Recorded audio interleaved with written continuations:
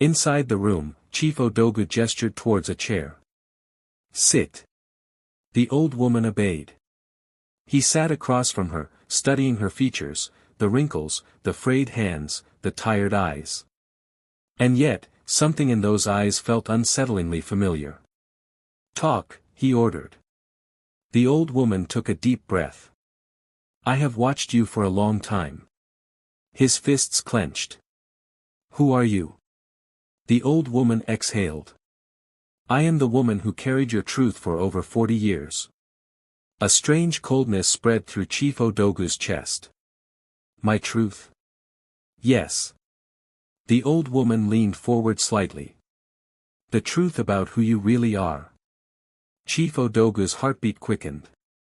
She sighed, rubbing her hands together. "I do not know how much you are prepared to hear, but you must understand, this is a story of pain, of theft, of a truth that was buried for decades." Chief Odogu leaned forward, his pulse pounding. "Tell me everything." The old woman inhaled deeply, then, in a voice filled with sorrow, she said, "It all began in a house not too different from this one, 42 years ago. I was young when I came to work as a maid in a wealthy home.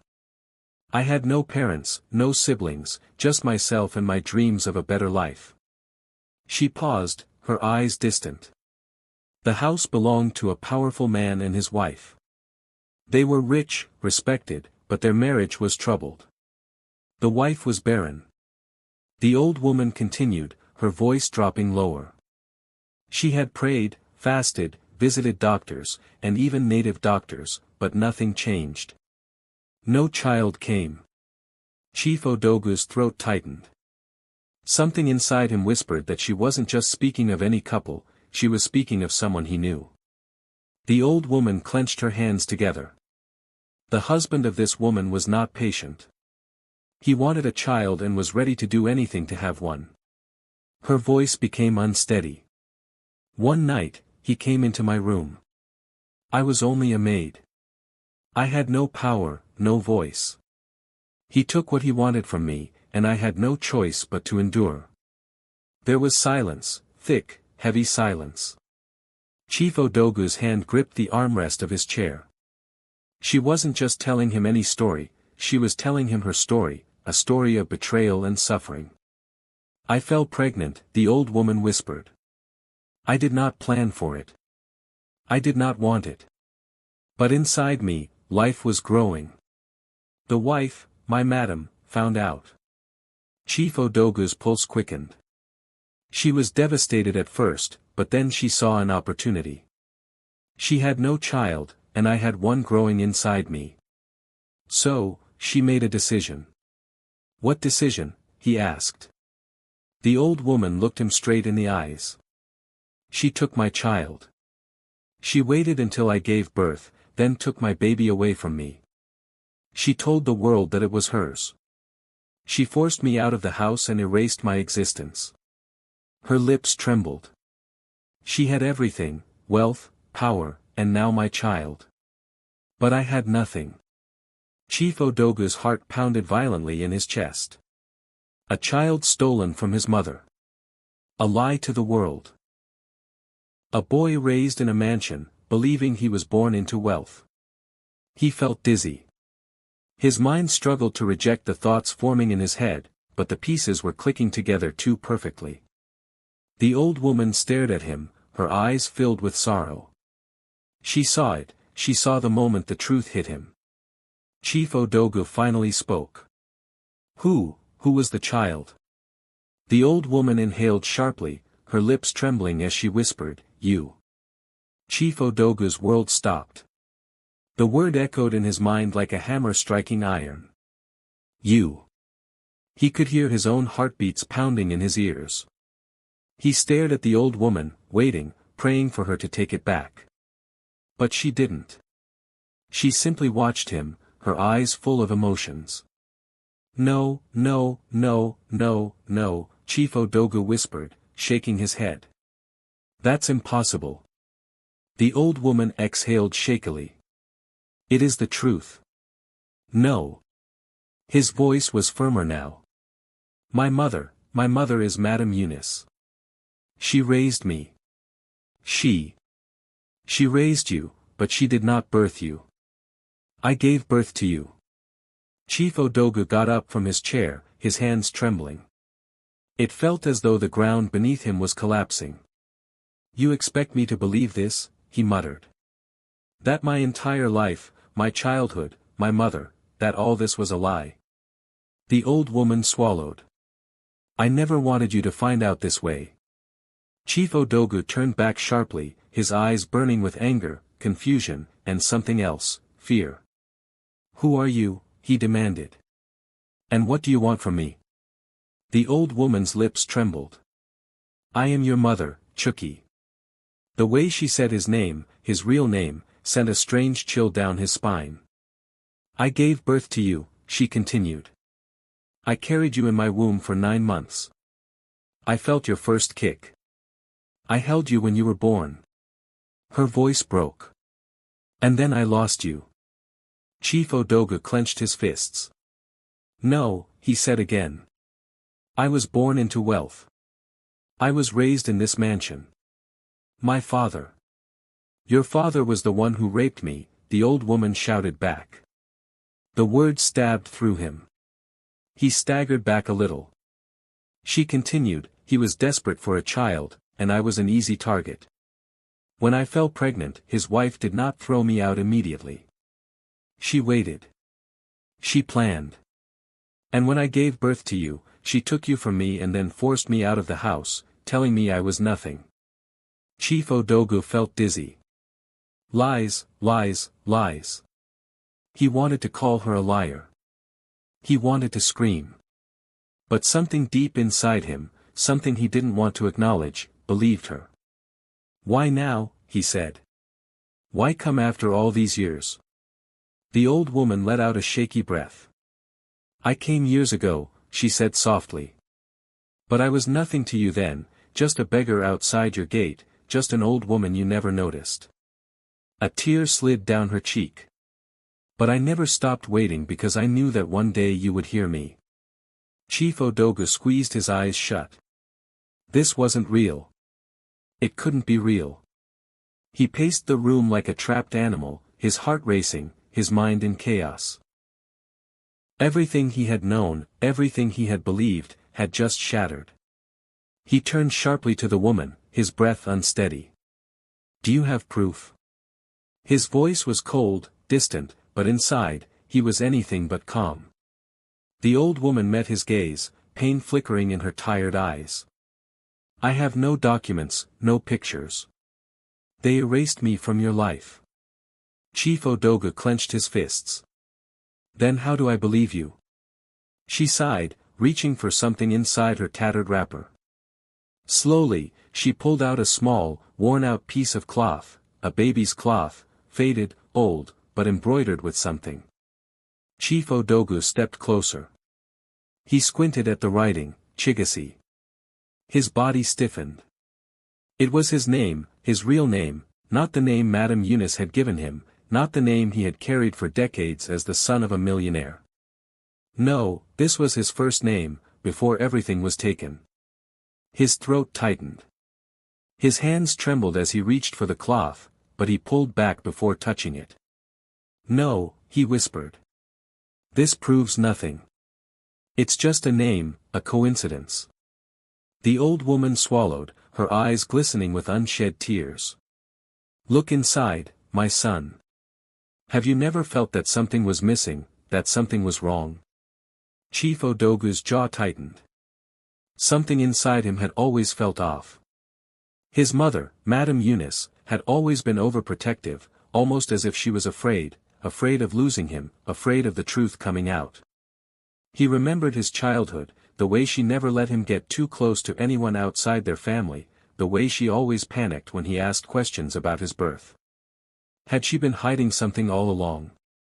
He turned to the old woman. Tell me one thing, he said. Did you ever try to take me back?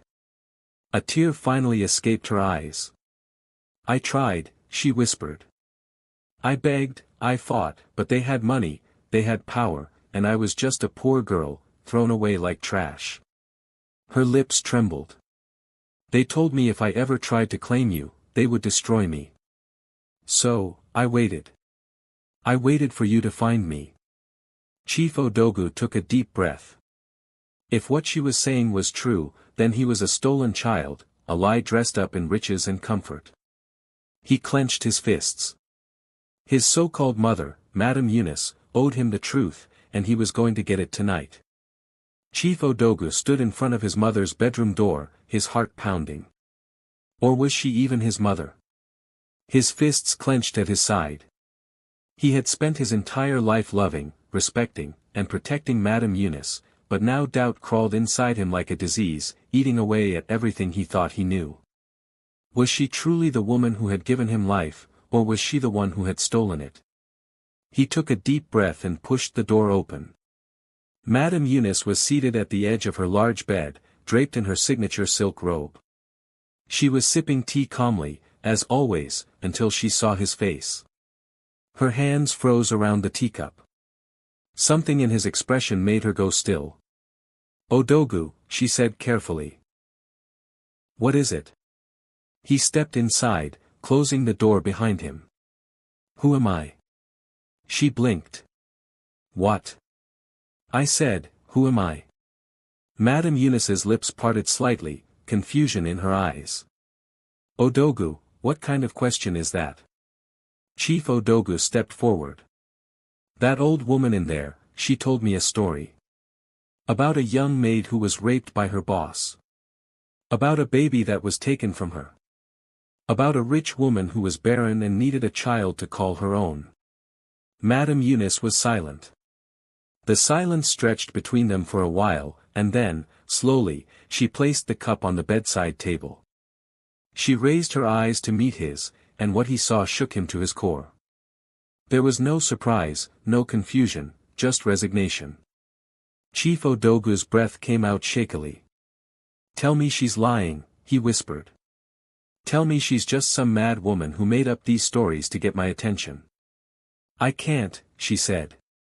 The room tilted. Chief Odogu stumbled back, his head spinning. He felt as though the walls were closing in on him, like the floor was about to swallow him whole. She wasn't lying. The old woman wasn't lying. Everything she had told him, the pain, the betrayal, the theft of his own existence, was true. His entire life had been a lie. "I did what I had to do," Madame Eunice said quietly. "What you had to do?" His voice cracked with anger. "You stole me from my mother." She was a maid, Madame Eunice snapped suddenly, her voice sharp. "She had nothing. What kind of life would she have given you? Poverty? Suffering? Is that what you wanted?" Chief Odogu flinched. Madame Eunice took a deep breath, lowering her voice. "You are who you are today because of me, because of us." She clasped her hands together. "Yes, I was wrong. Yes, we lied. But tell me, Odogu, if you could go back, would you really choose to be the son of a poor maid over the life you have now?" He stared at her, his chest rising and falling rapidly. She had just admitted it, everything, and she wasn't even begging for forgiveness. She was justifying it. Chief Odogu turned away. He needed to breathe. He needed to think. And one thing was clear, the woman who raised him, the woman he had loved and honored, was not his mother. She was his kidnapper. Chief Odogu stormed out of Madame Eunice's bedroom, his hands shaking. He had spent 42 years living a lie. The woman he called mother was a thief, a liar, a woman who had stolen him from his real mother and raised him as her own. He staggered down the hallway, his mind spinning. He needed air. He needed to get out of the house. As he reached the grand staircase, he heard hurried footsteps behind him. "Odogu. Odogu, please wait." That was Madame Eunice's voice, desperate now. He clenched his jaw and kept walking. She ran after him, grabbing his arm at the bottom of the stairs. "Please, my son." He ripped his arm away from her grasp. "I am not your son," he said, his voice hard. She froze, tears welling up in her eyes. I raised you. I fed you. I clothed you. I loved you. You stole me, Chief Odogu cut in, his voice dangerously low. His fists clenched at his side. You stole me from my real mother and erased her from my life. Madame Eunice shook her head frantically. I did it to give you a better life. I did it because I loved you. Chief Odogu let out a bitter laugh. Loved me? He turned to her fully now, his eyes burning. If you really loved me, you would have told me the truth. You would have let me decide for myself. Instead, you built my entire life on a lie. She dropped to her knees, tears streaming down her face as she clasped her hands together. Odogu, please. Please don't do this. Don't throw me away. He swallowed hard. This was the woman who raised him. No matter what she had done, he couldn't erase that. But at the same time, he couldn't forget what she had done. He couldn't pretend it didn't matter. He looked down at her, his heart heavy. Then, without another word, he turned and walked out the door. He didn't look back. He couldn't. Outside, the night air was cold against his skin, but it wasn't just the cold that made him shiver. It was the weight of the truth pressing down on him. For 3 years, the old woman had waited at the gate, his real mother. His heart ached. How much had she suffered? How much had she endured? The pain, the loss, the agony of watching him grow up from afar, knowing he didn't even know her. All those times he had dismissed her as a mad beggar. All those days he had walked past her without a second glance. All those nights she had probably cried herself to sleep, wondering if he would ever recognize her. He felt sick, sick with regret, sick with shame. He ran back to his home, back to where he had left the old woman. And for the first time in 42 years, he wrapped his arms around the woman who had given him life. She broke down, collapsing into his arms, crying uncontrollably. Chief Odogu cried too. For the first time in 42 years, she had her son in her arms, and for the first time in his life, Chief Odogu felt whole.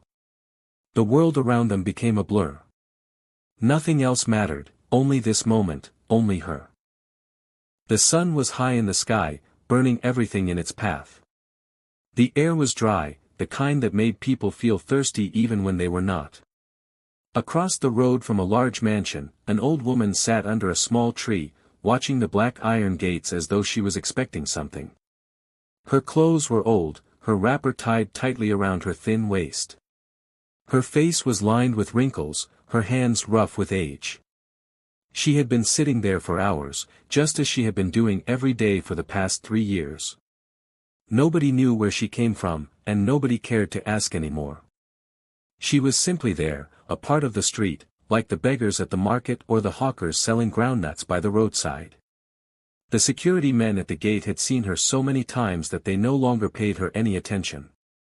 At first, they had tried to chase her away. They shouted at her, poured water on her, even threatened her with the police, but she never reacted. She never argued, never fought back. She simply picked up her small bag, moved a few steps away, and sat down again. Over time, they grew tired. She was not harming anyone, and she never asked for food or money. She just sat there, waiting. A young maid, Inky, stepped out of the gate, carrying a small bag of trash. As she walked towards the bin, she glanced at the old woman inside. It was impossible not to feel sorry for her. She looked so weak, so tired, yet she never left. "Mama, why do you sit here every day?" Inky asked. The old woman looked up slowly. Her eyes were dull, yet they held something deep, something painful. "I am waiting," she simply said. Inky frowned. Waiting for who? The old woman smiled but said nothing. She only turned her eyes back to the gate. Inky sighed and shook her head. She reached into her pocket and pulled out a small loaf of bread. "Here, Mama, eat something." She placed the bread beside the woman and hurried back inside the house before the head maid caught her talking to a stranger. Inside the mansion, life continued as usual. The compound was large, with beautiful flowers and well-trimmed grass. Expensive cars lined the driveway, and the house itself was the kind seen only in magazines. It belonged to Chief Chuki Odogu, a billionaire businessman feared and respected by many. At that moment, Chief Odogu was in his study, going through some business files.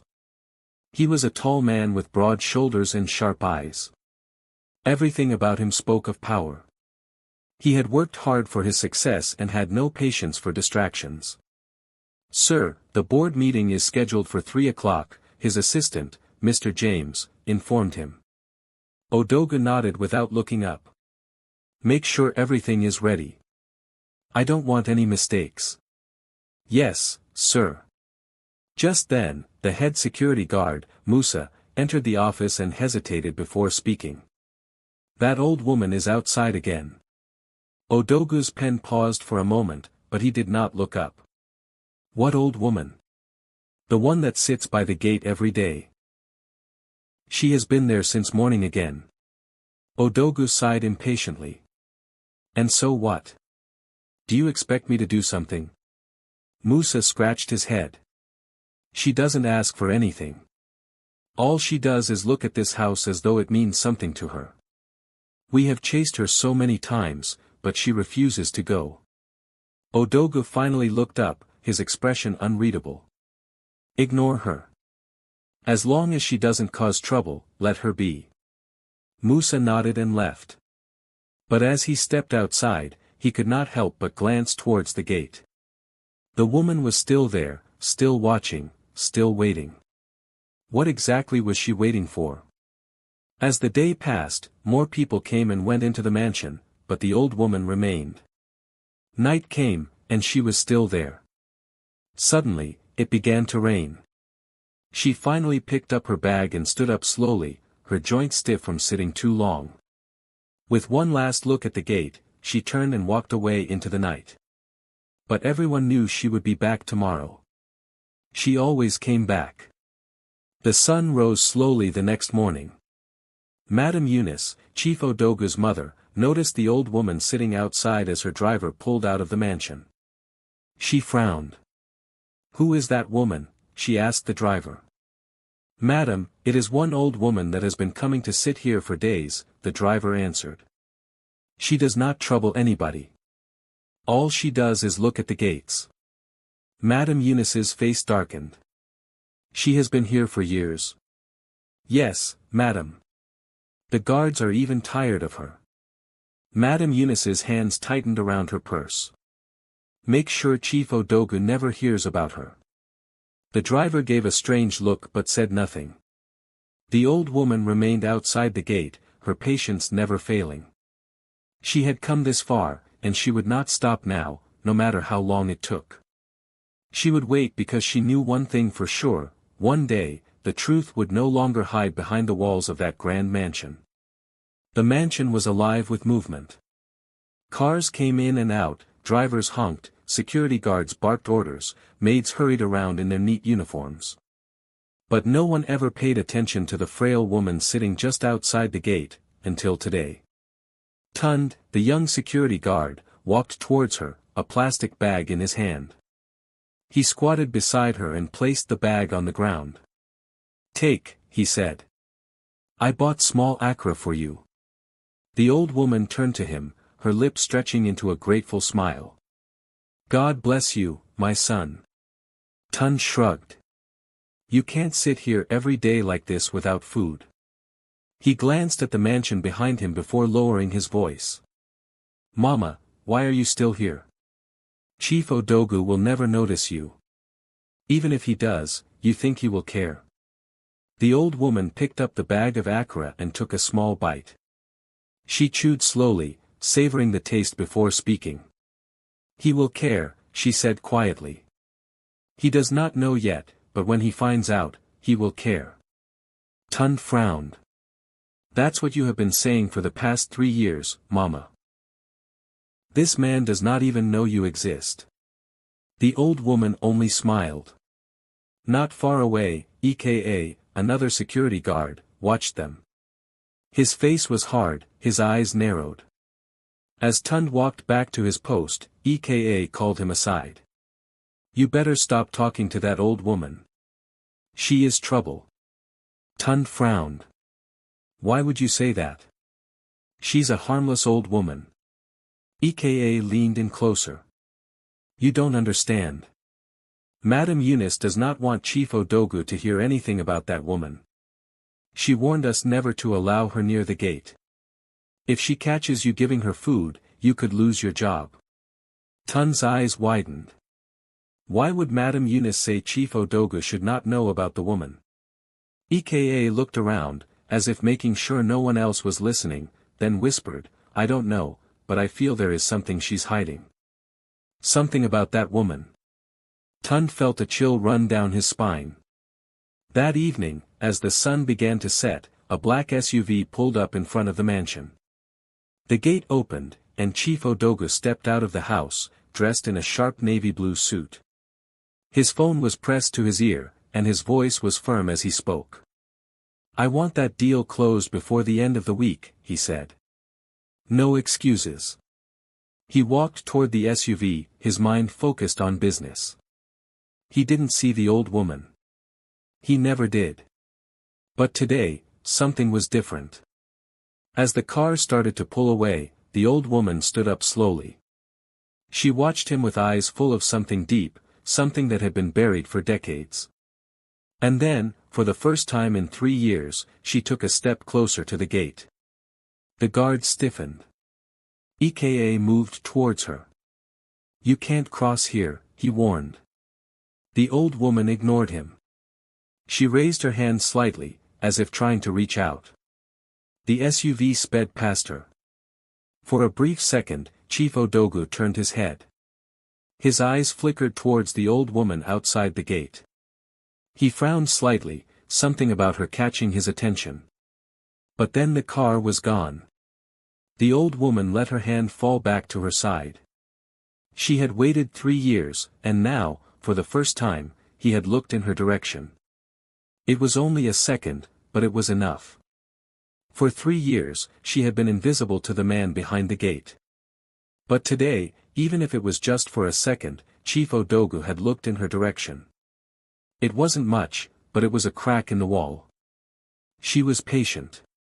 She had waited 3 years, she could wait a little longer. Inside the mansion, Chief Odogu sat in his study, a glass of whiskey in his hand. His mind was occupied with business matters, yet something small and insignificant kept tugging at his thoughts. That old woman. For some reason, the brief glimpse of her outside the gate lingered in his mind. There was nothing remarkable about her, just another beggar sitting where she had no business sitting. And yet, why did she look so familiar? With a sigh, he pushed the thought away. He had more important things to worry about. Later that evening, as Chief Odogu was leaving for a high-profile business meeting, he found himself looking towards the gate again. He didn't know why. Perhaps it was habit, or maybe it was that strange feeling he had the night before. And then, for the second time in 3 years, his eyes met hers. She was already watching him. Chief Odogu's brows furrowed. Something about her gaze unsettled him. It wasn't the desperate, pleading look of a beggar. It was knowing, as if she knew something about him that he did not. He quickly looked away and got into his car. But as the car sped off, his fingers tapped against his knee in irritation. Why did he feel as though that old woman was waiting for him specifically? That night, for the first time in a long while, Chief Odogu found sleep difficult to come by. Chief Odogu was not himself the following morning. He sat at the breakfast table, barely touching his meal. His mind was restless, occupied by thoughts he did not understand. That old woman. Why was she always outside his gate? Why did she look at him like that? "Chucky, what is wrong with you?" Madame Eunice asked, sipping her tea. She was seated across from him, her expression calm but observant. Chief Odogu sighed, rubbing his temple. It is nothing, Mom. Madame Eunice's eyes narrowed slightly. Then why do you look disturbed? He hesitated before finally speaking. There is an old woman that sits outside our gates every day. I have never paid attention to her before, but recently, I noticed her, and I don't know why, but something about her unsettles me. A brief flicker of panic flashed in Madame Eunice's eyes, but it disappeared so quickly that Chief Odogu almost missed it. She placed her teacup down carefully. There are beggars everywhere, my son, she said smoothly. You shouldn't concern yourself with such things. Chief Odogu leaned back in his chair. She's not like the others, Mom. She doesn't beg.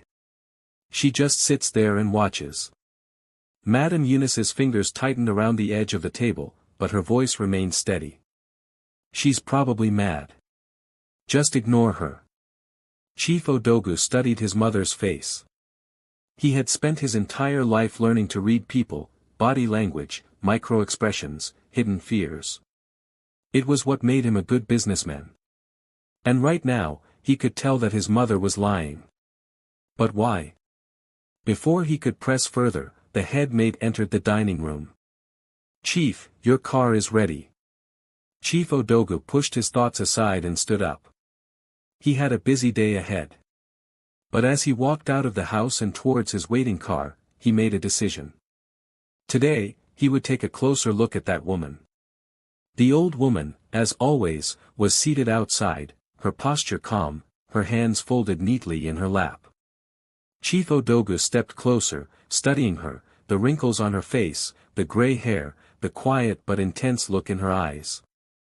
And then, for the first time, he spoke to her. Who are you? The air seemed to still. The old woman lifted her head, and for a brief moment, something flickered in her eyes, a mix of emotions, sadness, hope, and something deeper.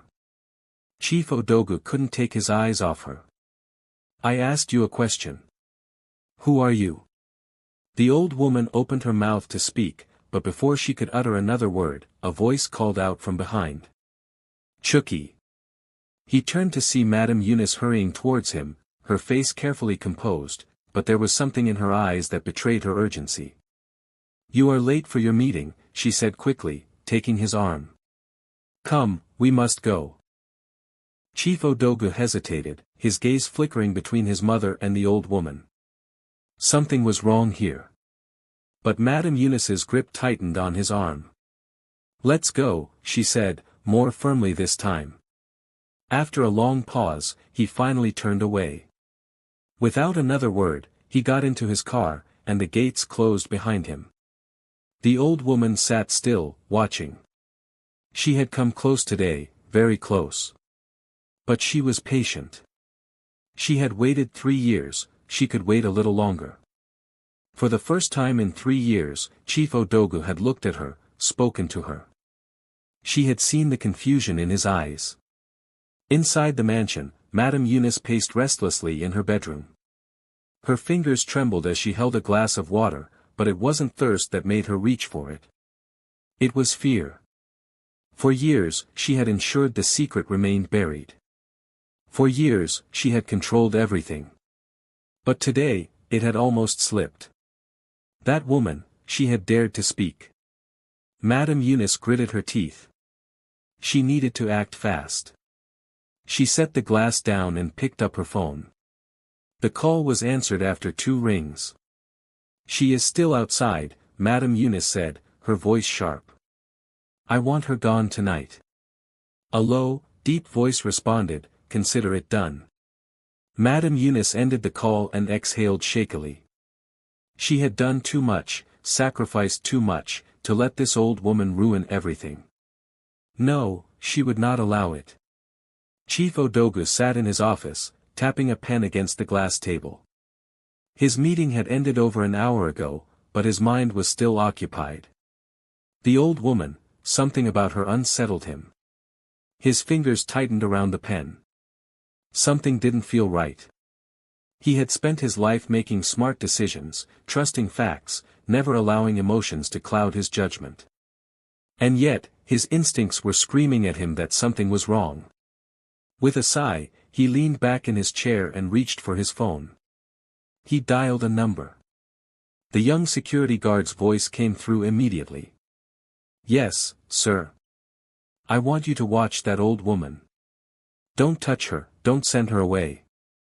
Just watch her. And if anything happens to her, anything at all, I want to know immediately." "Yes, sir," Tund answered. Chief Odogu ended the call and rubbed his temples. He didn't know why he was doing this, but he had learned long ago that when his gut told him something was wrong, it usually was. And this time, it was screaming. That night, the old woman sat in the darkness, staring at the gate, waiting. She did not know that danger was coming. She did not know that Madame Eunice had made a call. She only knew one thing: she had waited too long, and soon, the truth would finally be revealed. The street was silent, except for the distant hum of passing cars. The old woman remained seated, her tired eyes fixed on the gate, waiting. Then she heard it, a footstep, soft, careful. She did not turn immediately, but her heart began to beat faster. Another step. This time, she turned her head slightly and saw them. Two men, dressed in dark clothing, moving towards her with quiet precision. Something inside her warned her, this is not normal. She gripped the edges of her wrapper and slowly pushed herself up, her joints screaming in protest, but she ignored them. One of the men spoke. "Mama, it's late. You shouldn't be sitting out here alone." She said nothing. The other man stepped towards her. "Come, let's take you somewhere safe." A cold feeling settled in her stomach. She had lived too long, seen too much. She knew the sense of danger, and right now, it was thick in the air. She took a step back. "Leave me alone." The first man sighed. "Old woman, don't make this hard." They moved closer, and then a sudden voice shattered the silence. "Hey! What's going on there?" The two men froze. The old woman turned, her eyes widening as she saw a figure emerging from the shadows. Tund, the young security guard, had been watching from a distance, just as Chief Odogu had instructed. He had seen the two men approach and sensed the unease in the air. Now he stepped forward. "I said, what is going on here?" The two men exchanged a glance, then, without a word, they turned and melted into the night. Tund rushed to the old woman. "Mama, are you okay?" She nodded, her body still trembling. Tund looked in the direction the men had disappeared. He knew what this was.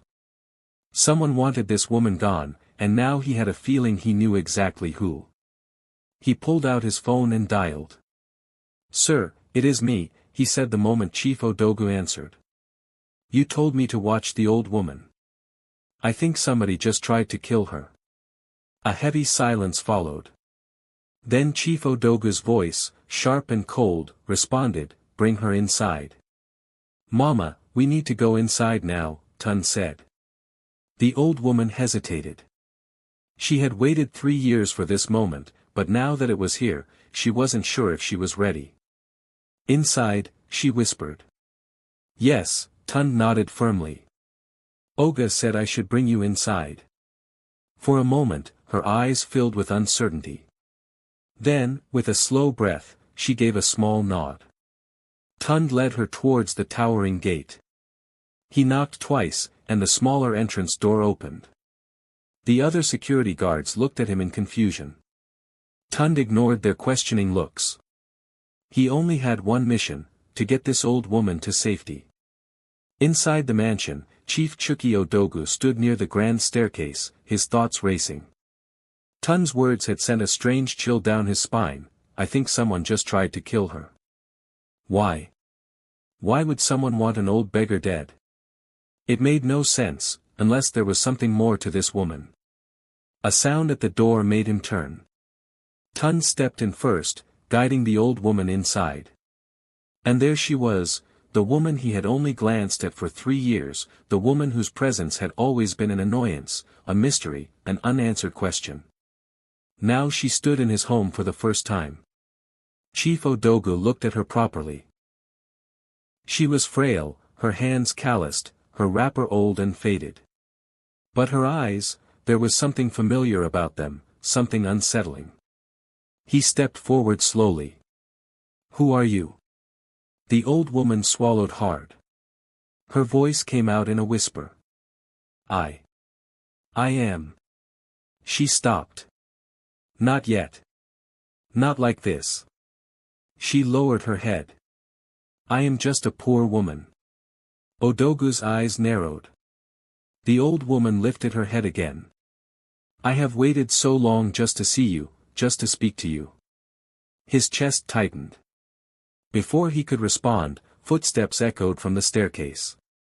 Madame Eunice descended, her expensive gown swaying. Her face was a mask of surprise, but Chief Odogu saw something beneath it, something cold, something calculating. She stopped at the foot of the stairs and turned to Tund. "What is she doing here?" Tund hesitated, glancing at Chief Odogu. Odogu's voice was firm. "I asked him to bring her in." Madame Eunice's fingers curled at her side, but her face remained calm. She turned to the old woman. "Mama, you should not be here. You must be tired. Let me arrange for you to be taken somewhere comfortable." The old woman looked directly at her, and something passed between them, something dangerous, something unspoken. "I am comfortable here," the old woman said quietly. Chief Odogu frowned. He could feel it now, the tension in the room, the way the old woman and Madame Eunice looked at each other. Something was wrong. Something was hidden. And for the first time in his life, he wanted to know the truth. The room was silent. Madame Eunice was the first to break the silence. "This is madness," she said, her voice smooth but with an edge of frustration. "Chucky, you don't know this woman. She's just a beggar who has been sitting outside our gates for years. Why are you letting her into our home?" The old woman didn't flinch. Her gaze remained locked on Madame Eunice. Chief Odogu folded his arms. "And why does that bother you so much?" Madame Eunice stiffened. "Bother me?" She let out a false laugh. "Chucky, I am simply worried about you. Do you know how many dangerous people disguise themselves as beggars? What if she's a fraudster? What if she's here to cause trouble?" The old woman finally spoke, her voice steady. "I am not here to cause trouble. I only want to speak." Chief Odogu's eyes darkened with suspicion. "Then speak." The old woman opened her mouth, then hesitated. She glanced at Madame Eunice before looking back at Chief Odogu. "Not here," she said softly. "Not in front of her." Madame Eunice's face twisted. "Excuse me. You come into my home, and now you are saying I can't be here?" The old woman didn't respond. She simply waited. Chief Odogu studied her for a long moment. Then, without taking his eyes off her, he said, "Mom, please leave us." A flicker of panic crossed Madame Eunice's face, but she quickly masked it. "Chucky, you can't be serious." "I am," he said, his voice firm, unyielding. "Please, Mom, leave." For the first time in years, Madame Eunice felt a cold dread creeping into her bones. This was bad, very bad. She forced a smile. "All right, I will leave. But I will be close by if you need me." She turned and walked out.